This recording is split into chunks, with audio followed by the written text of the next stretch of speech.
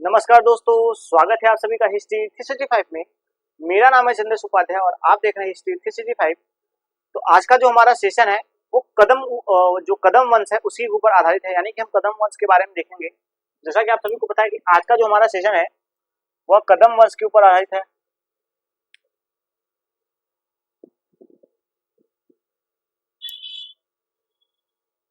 कदम वंश के ऊपर आधारित है। हम आज कदम वंश के बारे में देखेंगे, कदम वंश में कौन कौन से शासक हुए और उनकी जो प्रारंभिक बातें हैं वो देखेंगे और इनके बारे में जो रोचक तथ्य देखने को मिलते हैं हम वो देखेंगे।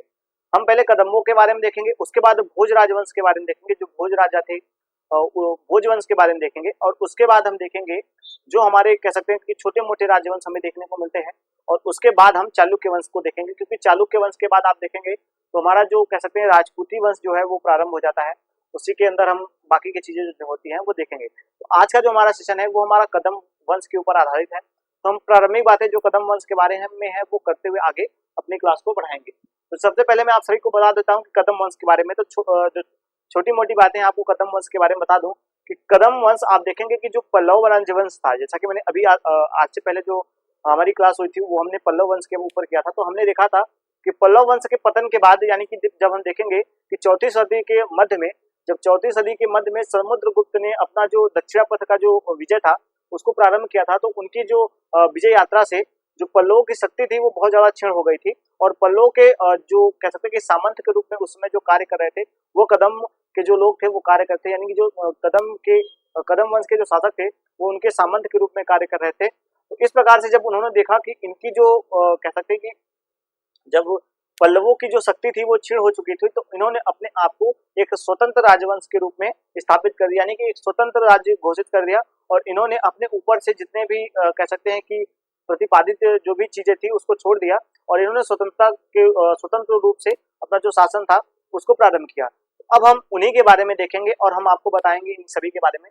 सबसे पहले मैं आपको जैसा कि मैंने अभी आपको बताया कि जो कदम वंश है वो चौथी सदी के आसपास, यानी चौथी सदी के मध्य में, जब समुद्रगुप्त जो थे, गुप्त वंश के शासक जो थे समुद्रगुप्त, उनके जब दक्षिणापथ के उन्होंने जब अपना अभियान किया था तो उन्होंने पल्लवों को क्षीण कर दिया था, यानी कि पल्लवों की शक्ति क्षीण हो चुकी थी। तो उसके बाद इनकी जो स्थापना हुई थी वो हुई थी, और इन्होंने ज्यादा कह सकते हैं कि इनको जो ज्यादा ख्याति हमें है वो देखने को नहीं मिलती। तो बाकी की जो चीजें हम अभी अपने क्लास में आगे देखते हुए चलेंगे। आपको बता दें कि इस वंश के जो संस्थापक थे वो हमें जो मयूर शर्मा है वह देखने को मिलते हैं, यानी कि जो मयूर शर्मा है इस वंश के संस्थापक हैं।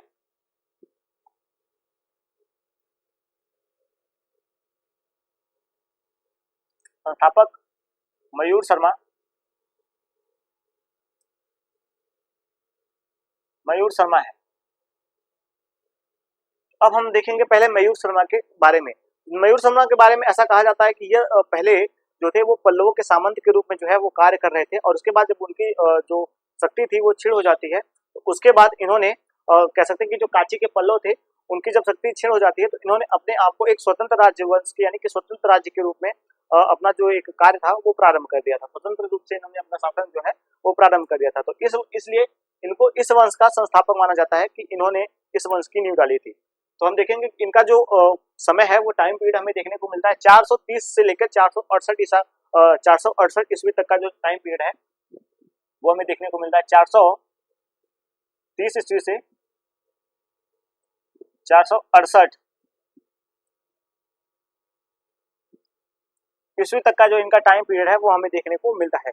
हालांकि इनके जो इस वंश में कुछ ऐसे शासक, एक दो ही शासक ऐसे हुए हैं जो महत्वपूर्ण हैं, और हम उन्हीं के बारे में देखेंगे, यानी कि जो महत्वपूर्ण शासक हैं, जो महत्वपूर्ण बातें हैं वो हम देखेंगे। तो सबसे पहले मैं आपको बता दूं कि जो पल्लव वंश के शासक थे, यह जो थे यह मानव गोत्री जो कह सकते हैं एक ब्राह्मण थे, मानव गोत्री ब्राह्मण थे, और इन्होंने अपना जो कह सकते हैं कि निवास जो इनका जो मूल कार्य था वो था वैदिक जो ग्रंथ थे उनका अध्ययन करना, और उसके बाद जो वैदिक जो अनुष्ठान थे उनका जो कार्य जो था उनका प्रतिपादन किया करते थे, यानी उस कार्य को जो वो पूर्ति हुआ करती थी उसको किया करते थे। तो यानी कि आप देखेंगे कि जो इस वंश के शासक है वह अपने आप को, यानी कि जो अपने आप को मानववंशी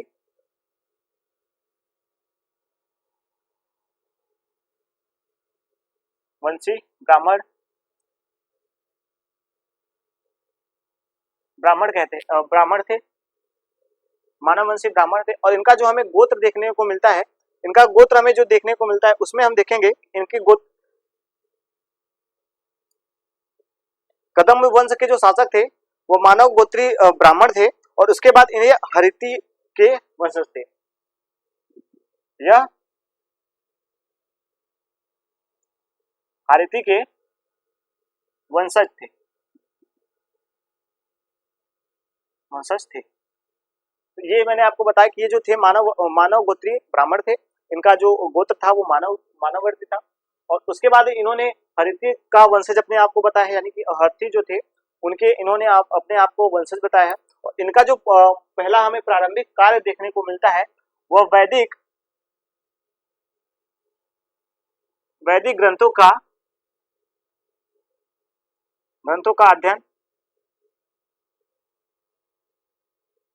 अध्ययन करना और जो पूजा का कह सकते हैं जो वेदिका था उसका निर्माण करना, उसका जो कार्य था वो ये करते थे। पूजा वेदिका का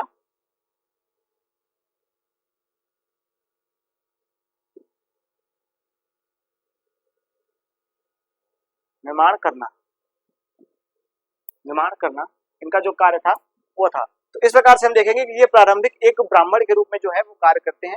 और यह सबसे पहले पल्लवों के सामंत थे, यानी कि सामंत थे। और उसके बाद इन्होंने जो मयूर शर्मा थे इन्होंने एक अपना जो स्वतंत्र राज्य था उसको स्थापित किया था। इनके बारे में जो प्रारंभिक हमें बातें देखने को मिलती हैं वो यही देखने को मिलती हैं।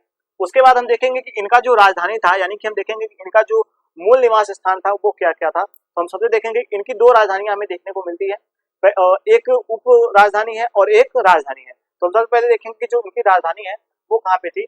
आप देखेंगे कि बनवासी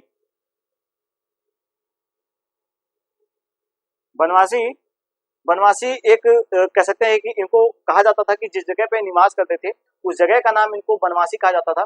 क्योंकि जब पल्लवों से इन्होंने स्वतंत्रता प्राप्त की थी उसके बाद इन्होंने एक जंगल को, एक वन था, उस वन को इन्होंने चारों तरफ से घेर लिया था और उसी में अपना जो है वो राज्य जो है स्वतंत्र राज्य जो था उसको इन्होंने स्थापित किया था। तो यानी कि आप देखेंगे कि जो बनवासी आपको शब्द देखने को मिल रहा है ये इसी बात से हमें देखने को मिल रहा है, क्योंकि इन्होंने एक वन में ही अपना जो राज्य था उसको स्थापित किया था। इनसे हमें कुछ ऐसे प्रमाण जो है वो देखने को नहीं मिलते हैं। तो हालांकि इनके जो बातें हमें देखने को मिलती हैं कि ये वनवासी हमें देखने को मिलते हैं। वनवासी में एक वैजयंती इनका जो राजधानी था वो हमें देखने को मिला है कि वनवासी का वैजयंती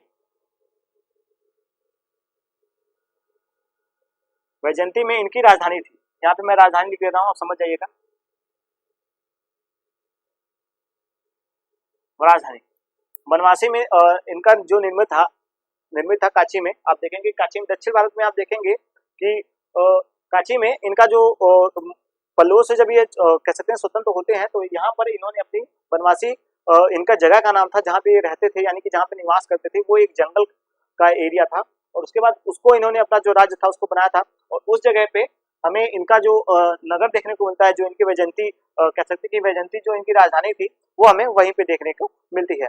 एक बात और आपको बता दूं कि एरोला अभिलेख जो एरोला का अभिलेख जो है, एलोरा का अभिलेख जो हमें देखने को मिलता है उसमें हमें वैजयंती का नाम देखने को मिलता है कि यह बनवासी में ही स्थित थी, यानी कि ये बनवासी में स्थित थी। और इनके जो बगल हमें एक नदी देखने को मिलती है वो वर्धना नदी देखने को मिलती है, वर्धा नदी देखने को मिलती है। कि जो वैजयंती थी एरोला अभिलेख के अनुसार, एहोल अभिलेख के अनुसार, लोरा अभिलेख के अनुसार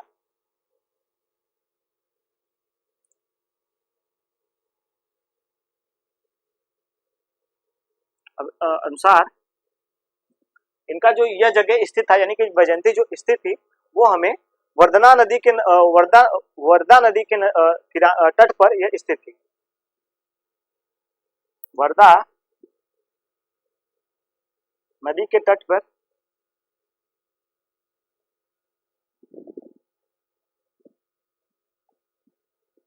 स्थित थी। इस प्रकार से हमें इनके बारे में जो एक प्रारंभिक जानकारी देखने को मिल जाती है वो यही है। उसके बाद हम देखेंगे इनकी जो उपराजधानी थी उसका नाम जो हमें देखने को मिलता है उपराजधानी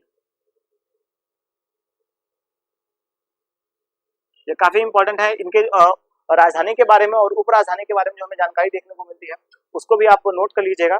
तो जो हमें देखने को मिलता है वो पाला सिका है, यानी कि पाला सिका, पाला सिका इनका उप राजधानी थी। यानी कि जो पाला सिका थी इनके जो दूसरा हमें जो वैजयंती देखने को मिलती है इनकी पहली राजधानी यानी कि प्रारंभिक राजधानी देखने को मिलती है, और जो पाला सिका है ये इनकी उप राजधानी के रूप में हमें जाना जाता है। कि आप देखेंगे कि एक शासक, अभी मैं आपको बताऊंगा, उन शासक ने अपने यानी कि कृष्ण वर्मन थे, उन्होंने अपने मतलब कि अपने शासक के रूप में इनको जो राज्य बटा हुआ था, उन्होंने जब पल्लवों का जो आक्रमण है वो प्रारंभ, इनके जब चालुक्यों का जब आक्रमण होता है पुलकेशिन तृतीय का इनके ऊपर, तो उन्होंने अपने राज्य को इनको हस्तांतरित कर दिया था। तो इस प्रकार से हमें इनके बारे में ये भी जानकारी देखने को मिल जाती है। अब हमने इनकी जो प्रारंभिक बातें थी वो देख ली, और उसके बाद हम इनके बारे में जो विशेष बातें हैं वो देखेंगे। इनकी जो उत्पत्ति हुई थी कदम्बों की उत्पत्ति जो हुई है,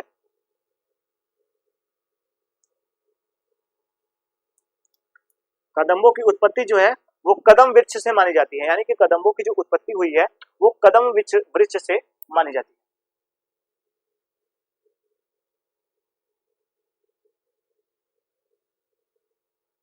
वृक्ष से मानी जाती है। तो आप इस बात को भी नोट कर लीजिए कि इनकी जो उत्पत्ति हमें देखने को मिलती है वो कदम वृक्ष से देखने को मिलती है, क्योंकि इनकी जो उत्पन्न हुए थे वो कदम वृक्ष से उत्पन्न हुए थे। आप देखेंगे इनके अगल बगल हमें ज्यादातर, जैसा कि आपने देखा कि इनकी जो राजधानी हमें देखने को मिलती है बनवासी एक जगह का नाम है, तो वहां पे जो यह मूल निवासी थे। और उसके बाद आप देखेंगे कि कदम वृक्ष से इनकी उत्पत्ति की बात हो रही है, यानी कि इनका जो राज्य है वो वृक्षों के ही आसपास जो था वो था। यानी कि मैंने आपको पहले बताया कि यह जो एरिया था वो एक जंगली एरिया था, और इन्होंने जब पल्लव राज्यों से हट करके इन्होंने जब अपना शासन प्रारंभ किया था, उसमें इन्होंने इस जंगल का जो है वो प्रयोग किया था। यानी कि जंगल की जगह पर ही इन्होंने अपना जो स्वतंत्र राष्ट्र था उसको स्थापित किया था। तो आप देखेंगे इनसे जितने भी हमें बातें देखने को मिलेंगी वो सारे के सारे आपको पेड़ पौधों से ही देखने को मिलेंगे। उसके बाद जैसा कि मैंने आपको बताया कि यह ब्राह्मण थे, इनका जो कार्य था वो वैदिक ग्रंथों का रचना करना था और वैदिक ग्रंथों का अध्ययन करना था, और जो पूजा का कह सकते हैं कि जो वेदिका थी उसका कह सकते हैं उसका जो निर्माण कार्य था वो ये किया करते थे। जो वेदिका निर्मित होती थी उसका जो निर्माण कार्य था वो यह किया करते थे। उसके बाद हम देखेंगे कि इनकी जो विशेष हमें देवी देवताओं के बारे में देखने को मिलती है। आपको बता दो कि यह जो थे यह शिव भगवान की जो पूजा है वो किया करते थे। यानी कि आप देखेंगे शिव भगवान का जो हमें मधुकेशव का नाम हमें देखने को मिलता है। यहाँ पे हमें एक नाम देखने को मिलता है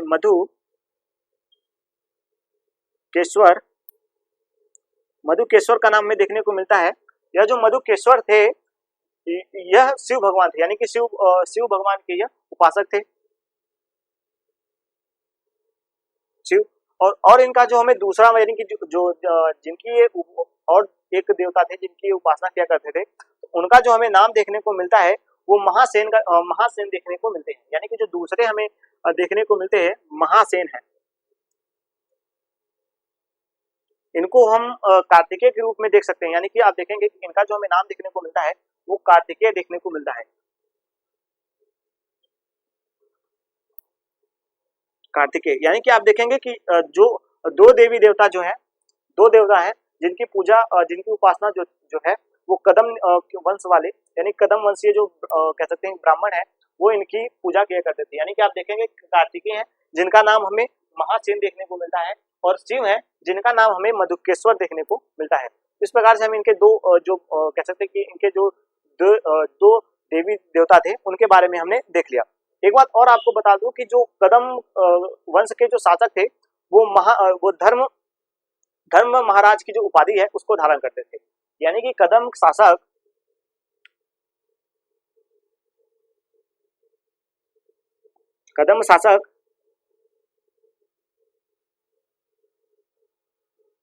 धर्म महाराज की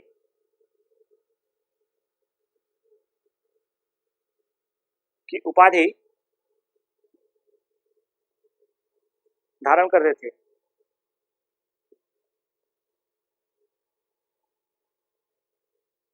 करते थे। तो इस चीज को भी मैंने आपको बताया कि इनकी जो उपाधियां हमें देखने को मिलती। अभी हम एक शासक के बारे में देखेंगे जिनका नाम हमें देखने को मिलता है उन्होंने अपने नाम पे आप देखेंगे कि इनके नाम पे आपको वर्मा, जहाँ पे शर्मा देखने को मिलता है वहां पे उन्होंने वर्मा लगाने का जो है वो प्रथा जो है वो प्रारंभ किया था। तो हमें उनके बारे में आगे देख लेंगे। उसके बाद हम देखेंगे इनके बारे में जो और हमें जानकारियां देखने को मिलती है, इन्होंने कदम्बों ने एक अपनी राजकीय सिक्का जो थी उसको प्रारंभ किया था, जिसका नाम हमें देखने को मिलता है पट मटका, यानी कि जो इनकी राजकीय मुद्रा थी उसका नाम था पट मटका। तो यहाँ पे मैं लिख देता हूँ, इनका जो मुद्रा था या सिक्का था जिनको इन्होंने जारी किया था, एक मुद्रा थी जिसको इन्होंने जारी किया था, सिक्का थी जिसको इन्होंने जारी किया था, तो उसका जो नाम हमें देखने को मिलता है पट मटका देखने को मिलता है।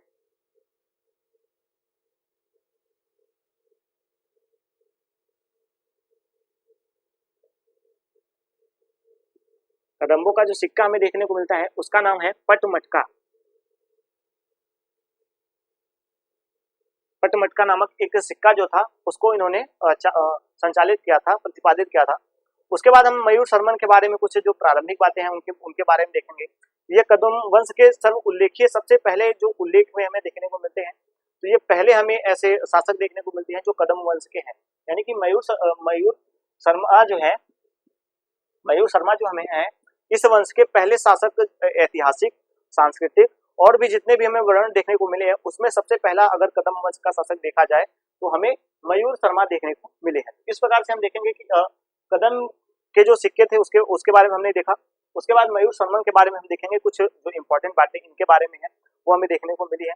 इनके बाद इनकी एक हमें चंद्रवली एक अभिलेख देखने को मिला है, उसमें हमें काफी सारे जो वर्णन है वो देखने को मिले हैं।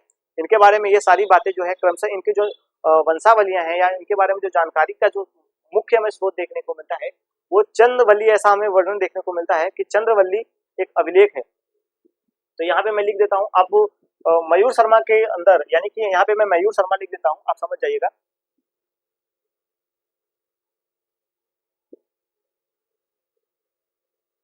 मयूर शर्मा के बारे में हम पहली बातें मैं आपको बता दूं कि यह जो थे इस वंश के संस्थापक थे और सांस्कृतिक और जो हमें वर्णित जो पुस्तकों से इनके बारे में यानी कदम्बों के बारे में जो जानकारी मिलती है उसमें भी यह पहले शासक हमें देखने को मिले हैं, यानी कि ये पहले शासक हैं। ऐतिहासिक और सांस्कृतिक रूप से ये इस वंश के पहले शासक हमें देखने को मिले हैं। इनके बारे में एक बात और है कि इनकी एक अभिलेख हमें देखने को मिलती है जिसका नाम है चंद्रवल्ली, जिसका नाम हमें देखने को मिला है चंद्रवल्ली।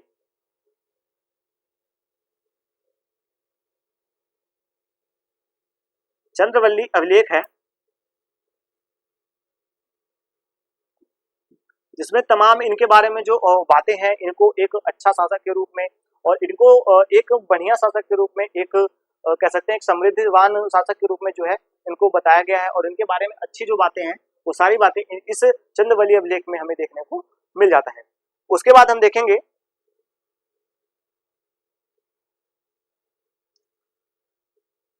एक चीज और आपको बता दूं कि इसी अभिलेख में इनको कौटिल्य के समान एक कह सकते हैं, जो कौटिल्य थे वो एक कह सकते हैं रूढ़िवादी ब्राह्मण जो थे, तो हम देखेंगे कि मयूर शर्मा को इसी अभिलेख में कौटिल्य के समान रूढ़िवादी ब्राह्मण कहा गया है, यानी कि मयूर शर्मा को इस अभिलेख में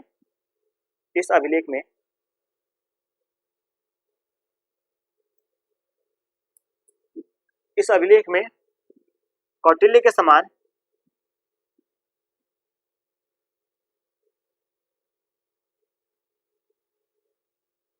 रूढ़िवादी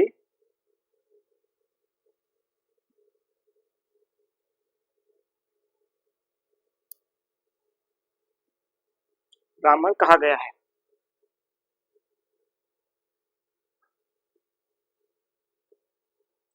तो इनके बारे में हमें ये भी जानकारी जो है वो देखने को मिलती है कि इनकी जो तुलना है वह कौटिल्य के साथ की गई है कि कौटिल्य एक रूढ़िवादी ब्राह्मण थे और इनको भी रूढ़िवादी ब्राह्मण ही कहा जाता है, क्योंकि ये जो थे इनकी जो नीतियां थी वो काफी ज्यादा एक अपने आप को अलग करने वाली और एक अलग विशेषता वाली इनकी जो उपलब्धियां हमें देखने को मिली है। उसके बाद हम देखेंगे कि जो मयूर शर्मा है, यानी कि मयूर शर्मा है, इनको ऐसा कहा गया है कि यह जो थे ये कौटिल्य के समान एक रूढ़िवादी ब्राह्मण थे, ऐसा इनके बारे में वर्णन हमें देखने को मिल जाता है। उसके बाद हम देखेंगे कि मयूर शर्मा के पश्चात ऐसे तमाम जो शासक हुए हैं जिनका नाम हमें देखने को मिला है। इनके बाद कुछ ऐसे शासक हुए, एक शासक और जो है वो इम्पोर्टेंट है इस वंश के, उसके बाद कुछ खास शासक इस वंश में नहीं हुए हैं, एक कह सकते हैं कि प्रारंभिक बातें जो इसमें पूछी जाती हैं। तो इस कारण से मैंने सोचा कि आप सभी को इनके बारे में जो बता दूं। तो हम पहले उनके नाम देख लेते हैं कि उनके नाम हमें क्या क्या देखने को मिल जाते हैं। इसमें हम देखेंगे कि सबसे पहले हमें जो पहले शासक, इनके पश्चात खड्गवर्मन, खड्गवर्मन है। उसके बाद हम देखेंगे कि रघु है, भगीरथ है,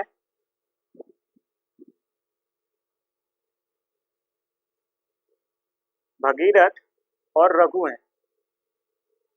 एक इसके बाद जो इंपॉर्टेंट हमें शासक देखने को मिले हैं इस वंश के, उसका नाम हमें देखने को मिलता है काकसुवर्मन।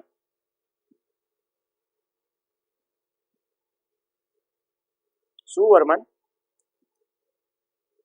काकसुवर्मन, यह जो थे यह इस वंश के कह सकते हैं कि एक दूसरे जो इंपॉर्टेंट शासक हैं, इनके बारे में ऐसी जानकारी देखने को मिली है। इनका अभिलेख हमें अभी आगे देखने को मिलेगा कि जो अभिलेख है उस अभिलेख में ऐसा कहा गया है कि इन्होंने समुद्र, यानी कि आप देखेंगे इन्होंने चालुक्य वंश के वंश से और समुद्र कह सकते हैं कि गुप्त वंश से अपनी जो एक कह सकते हैं कन्या का जो विवाह है वो किया था। यानी कि ये उस समय इतने पावरफुल हो चुके थे कि इन्होंने अपनी कन्या का जो विवाह था वो गुप्त शासकों के साथ और चालुक्य शासकों के साथ किया था। उसके बाद हम देखेंगे कि इन्होंने पल्लवों के साथ भी अपने वैवाहिक संबंध स्थापित किए थे। ऐसा वर्णन भी हमें देखने को मिलता है। इन्होंने एक अपने राज्य में कह सकते हैं कि जो हमें इनके बारे में जानकारी देखने को मिलती है कि इन्होंने अपने राज्य में एक कह सकते हैं विशाल जलाशय बनवाया था, एक विशाल जलाशय बनवाया था जिसका वर्णन हमें देखने को मिलता है। उसमें भी हमें इनके बारे में जानकारी देखने को मिल जाती है। इन्होंने तमाम शासकों को हराया था, ऐसा इनके बारे में कहा गया है। यह इस वंश के मयूर शर्मा के बाद दूसरे ऐसे शासक हमें देखने को मिलेंगे जो काफी ज्यादा इंपॉर्टेंट है। इनके बारे में भी कई क्वेश्चन पूछे जाते हैं, जैसे कि इनके अभिलेख के बारे में, इनका अभिलेख हमें क्या देखने को मिला था, ऐसे तमाम जो बातें हैं वो हमें देखने को इनके बारे में मिला है। उसके बाद मैं आपको बता दूं कि इनके जो हमें अभिलेख का नाम देखने को मिला है वो हमें देखने को मिला है तालगुंड, तालगुंड अभिलेख। तालगुंड जो है वो मैसूर में स्थित है और मैसूर का अभिलेख है। आपको बता दूं कि तालगुंड मैसूर में स्थित है। उस अभिलेख में जैसा कि मैंने अभी आपको बताया कि उसमें ऐसा वर्णित है, इन्होंने अपनी पुत्री का, यानी कि अपनी पुत्री का जो विवाह है वो गुप्त वंश के शासकों के साथ और चालुक्य शासकों के साथ और पल्लव शासकों के साथ जो है वैवाहिक संबंध जो था वो स्थापित किया था। यानी उस समय आप देखेंगे कि एक छोटे से राज्य के, यानी कि आप देखेंगे अगर आप भारत के मानचित्र में देखेंगे तो वहां पे आपको एक छोटा सा राजवंश जो है वो इनका देखने को मिलेगा। कदम राजवंश आप देखेंगे कि बहुत ज्यादा जो विस्तृत नहीं है, एक कह सकते हैं बहुत ज्यादा फैलाव में नहीं है, कह सकते हैं कि कुछ ही भूभाग पे, यानी कि कह सकते हैं कुछ ही भूभाग पे जो ये राज्य था वो फैला हुआ था और इनके बारे में बहुत कम हमें जानकारी जो है वो स्रोत के रूप में देखने को मिलती है। लेकिन हम जितना भी मिलती है उसमें हमें ऐसा आप देखेंगे कि जो समुद्रगुप्त है उनके भी अभिलेख में इनका जो वर्णन है वो किया गया है और उनके बारे में बताया गया है कि यह जो थे वह एक अच्छे शासक के रूप में जाने जाते थे और इन्होंने एक अपने आप को बढ़िया शासक के रूप में जो है वो दर्शाने का जो है वो प्रयास किया है। इसके बाद हम देखेंगे कि इनके अभिलेख में, इनका जो अभिलेख है, सबसे पहले हम इनके अभिलेख के नाम देख लेते हैं। तो इनका अब जो अभिलेख है वो तालगुंड मैसूर का अभिलेख है।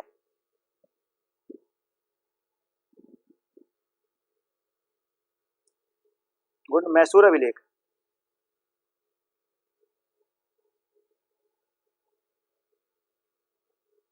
गुंड मैसूर अभिलेख में ये सारी बातें जितनी मैंने इनके बारे में बताई, ये सारी बातों का जो समन्वय है वो उसमें हमें देखने को मिल जाता है कि इन्होंने अपना जो कह सकते हैं कि अपना जो वैवाहिक संबंध है वो गुप्त वंश के शासकों के साथ और कह सकते हैं कि चालुक्य वंश के शासकों के साथ, पल्लव वंश के शासकों के साथ किया था। यानी उस समय वो इतने प्रतिभाशाली हो चुके थे। और इसके बाद इसी अभिलेख में, यानी कि जो ये अभिलेख है इसी में हमें देखने को मिलता है इन्होंने एक बड़ा सा कह सकते हैं कि एक विशाल जो जलाशय है उसका निर्माण करवाया था। तो ये भी इंपॉर्टेंट है, आपसे पूछा गया है ये अभिलेख किसका है और ये काफी बातें इनसे हमसे पूछने को मिल जाती है। उसके बाद हम देखेंगे कि तालगुंड जो अभिलेख है इसका जो कह सकते हैं कि रचनाकार है वो हमें कुब्ज देखने को मिलता है।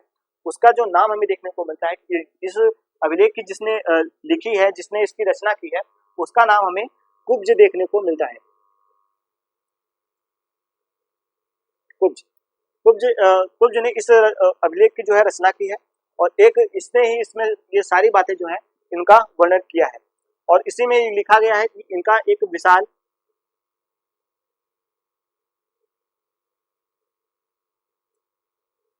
जलाशय का निर्माण इन्होंने करवाया था। तो ये बातें भी इसी में हमें देखने को इनके बारे में मिल जाती है। उसके बाद हम देखेंगे कि शांति वर्मन एक इनके पुत्र थे, इनके पुत्र का नाम हमें जो देखने को मिलता है, यानी कि इनके शासक के बाद, यानी कि इनका जो जब राज्य की इनकी समाप्ति हो जाती है उसके बाद इनके एक पुत्र हमें देखने को मिलते हैं जिनका नाम हमें देखने को मिलता है शांति वर्मन। तो यहाँ पे मैं लिख देता हूँ शांति वर्मन का नाम। शांति वर्मन भी काफी इंपॉर्टेंट है क्योंकि इन्हीं के शासनकाल में हमें एक कह सकते हैं कि जो पल्लवों का और चालुक्यों का जो हमला है इनके राज्य में वो देखने को मिल जाता है। एक आशंका जो है वो बन जाती है कि अब जो कदम वंश है वो सुरक्षित नहीं है और उस पर और जो विदेशी कह सकते हैं कि जो बाहरी राज्य है यानी कि पड़ोसी राज्य है वो इन पर आक्रमण करने वाले हैं। तो ऐसा इनके राज्य में इनके शासनकाल में इनको पता चल जाता है। शांति वर्मन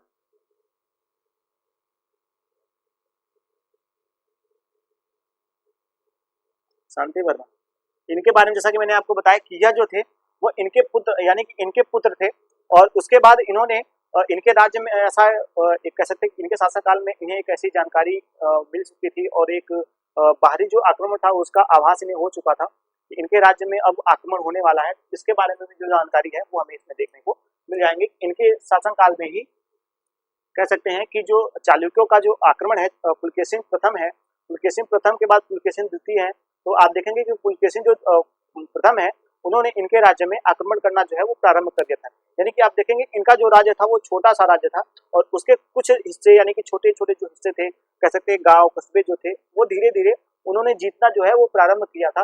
हालांकि इनके जो कह सकते हैं कि सामंत थे, इनके जो सेनापति थे उन्होंने काफी हद तक जो कह सकते हैं कि उस युद्ध को रोकने का जो प्रयास है वो किया था और उसके बाद उन्होंने आप समझ सकते हैं कि छोटे से राजवंश के ऊपर जब इतना बड़ा राज्य आक्रमण करता है तो उसके सामने क्या ही हैसियत है। तो फिर भी ये लोग मतलब कुछ पीढ़ियों तक आगे अपने शासन को बढ़ाते हैं, कुछ पीढ़ी तक ये चलते हैं। यानी कि इसके बाद में हमें इनके 2-3 शासक हैं जो जिनका नाम है वो देखने को मिलता है। हालांकि धीरे धीरे इनका जो राज्य है वो चालुक्यों ने अपने राज्य में मिला लिया था। यानी कि जो चालुक्य शासक थे उन्होंने इनके राज्य को अपने राज्य में मिला लिया था। तो इस प्रकार से इनके जो राज्य का अंत हो जाता है इसी के साथ साथ आप देखेंगे इस वंश का जो जैसा कि मैंने आपको बताया था इस वंश का जो हमें अंतिम शासक देखने को मिलता है वो हरिवर्मन देखने को मिलता है। तो इस वंश का अंतिम शासक हरिवर्मन थे।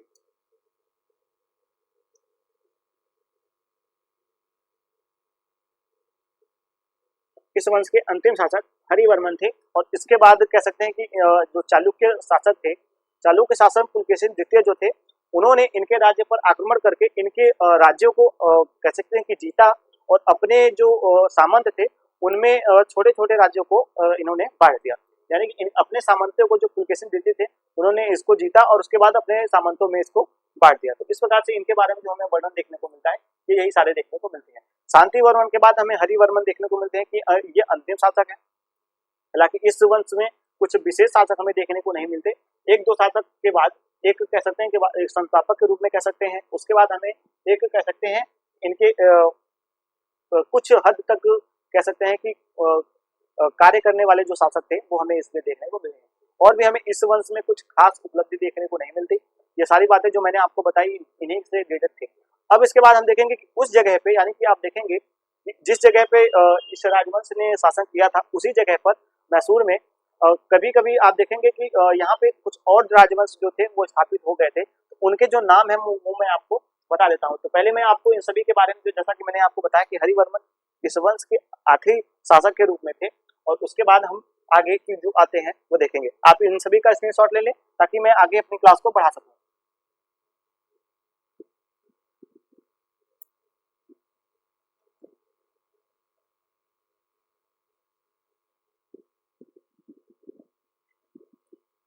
चलिए अब हम देखेंगे कि इसके बाद इस भूमि पर यानी कि जब चालुक्यों ने जो चालुक्य शासक पुलकेशिन द्वितीय थे इन्होंने इनका समूल नष्ट कर दिया और नष्ट करने के बाद अपने सामंतों में इनकी जो राज्य थी उसको आपस में सामंतों में इसको विभाजित कर दिया।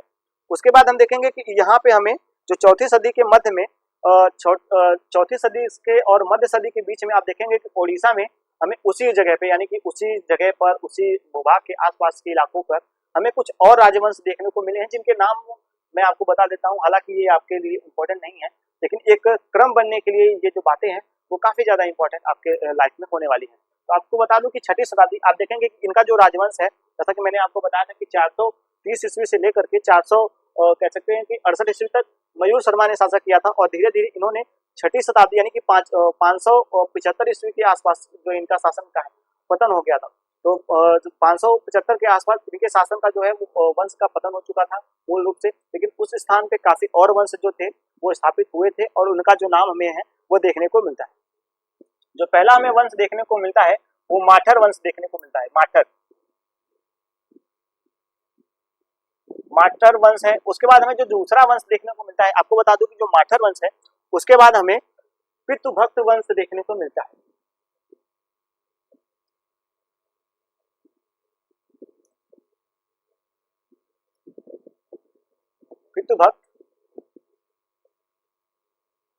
पितृभक्त वंश है। उसके बाद हमें 2-3 और वंश देखने को मिलते हैं जिनका नाम है वशिष्ठ वंश।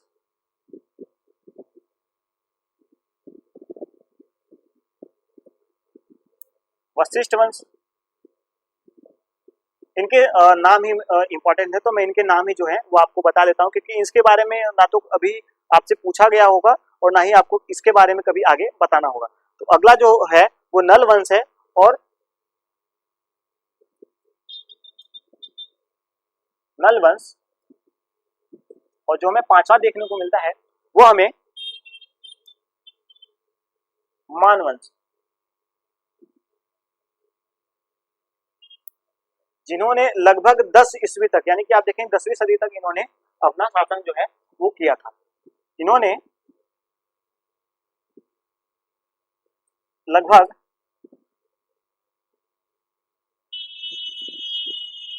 10वीं सदी तक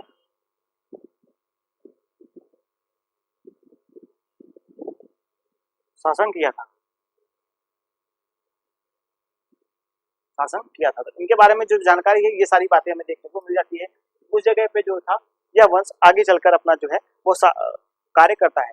अब हम देखेंगे कि एक हमें और राजवंश देखने को मिलता है जिसका नाम हमें पूर्व गंग वंश देखने को मिलता है। तो पूर्व गंग वंश वो भी एक इम्पोर्टेंट वंश है। तो हम इसके बारे में जो एक प्रारंभिक जानकारी है वो आप सभी को दे देंगे। अगर और कुछ बातें हमें इसके बारे में जो जानकारी है वो देखने को मिलेगी तो मैं आगे इसके बारे में और भी जानकारी जो होंगी वो आप सभी को देने का जो है वो प्रयास करूंगा। तो हम देखेंगे अब जो है वो पूर्व गंग वंश है। पूर्व गंग वंश है। पूर्व गंग वंश है। इसके हमें संस्थापक जिनका नाम हमें देखने को मिलता है, इनका नाम हमें देखने को मिलता है इंद्रवर्मन प्रथम।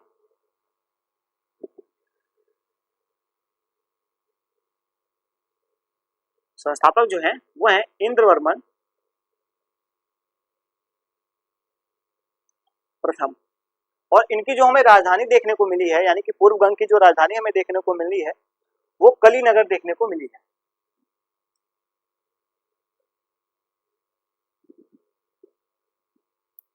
यानी कलीनगर देखने को मिली है। यानी कि आप देखेंगे कि इस वंश के जो संस्थापक हैं उनका नाम जो हमें देखने को मिलता है वो इंद्रवर्मन देखने को मिलता है और इनकी जो राजधानी है वो हमें कलीनगर देखने को मिल जाती है। तो आप इनके बारे में कुछ बातें जो है वो नोट कर लीजिएगा। आप देखेंगे कि पूर्वी गंग के उदय के दक्षिण कलिंग में हुआ था। इनका जो उदय हुआ था वो दक्षिण कलिंग में हुआ था।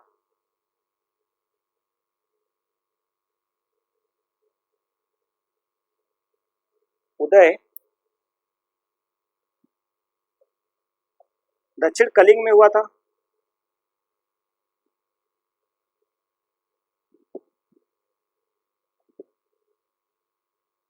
इस वंश का जो उदय हुआ था वो दक्षिण कलिंग में हुआ था और इस वंश ने जो है ये मैसूर में भी शासन किया था। यानी इनकी एक शाखा थी जो थी, इनकी जो एक शाखा हमें देखने को मिली है वो हमें मैसूर में देखने को मिली है। यानी कि आप देखेंगे कि मैसूर में इनकी एक शाखा हमें देखने को मिली है जिसको हम पश्चिमी गंग कहते हैं। पश्चिमी गंग राजवंश। इस वंश की एक शाखा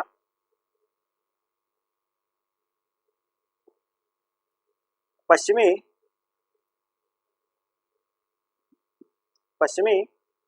जो कह सकते हैं पश्चिम जो मैसूर का एरिया है वहां पे था। तो पश्चिमी गंग राजवंश जो है वो मैसूर में स्थित था। यहाँ पे मैं मैसूर लिख देता हूँ, आप समझ जाइएगा। मैसूर में स्थित था, और उसके बाद हमें इनके बारे में जो जानकारी है वो यहीं पे देखने को मिलती है, यानी कि यह शाखा यहाँ पे स्थित थी।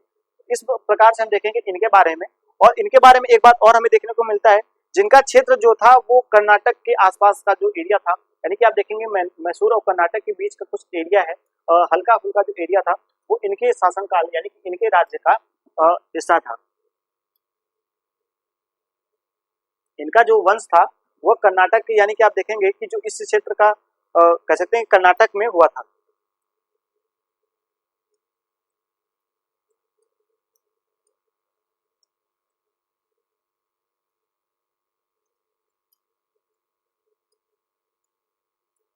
ये जो है वो इस क्षेत्र में अगर आए थे जहाँ से, उनका जगह जो जो कह सकते हैं कि स्थान था वो कर्नाटक में हुआ था। तो यानी कि ये कर्नाटक के ही शासक थे, और कर्नाटक से यह जो मैसूर में स्थित हुए थे, यानी कि मैसूर के आसपास के जो एरिया थे उसमें यह अपना शासनकाल जो है वो पहुंचाते हैं। तो इस प्रकार से आज हमने एक छोटे से राजवंश के बारे में देखा, कह सकते हैं कि दो छोटे से राजवंशों के बारे में देखा, और जो तमाम उस जगह के राजवंश थे उनके बारे में मैंने आप सभी को बताया। तो आप सभी को ये क्लास कैसी लगी कमेंट सेक्शन में जरूर बताइएगा, और अगर आपके इस क्लास से रिलेटेड कोई भी क्वेश्चन हो आप कमेंट सेक्शन में जरूर पूछेगा, मैं उसका जो आंसर है वो आप सभी को देने का जो है वो प्रयास करूंगा। तो आज की क्लास को हम यहीं तक रखते हैं, चलते हैं, जय हिंद।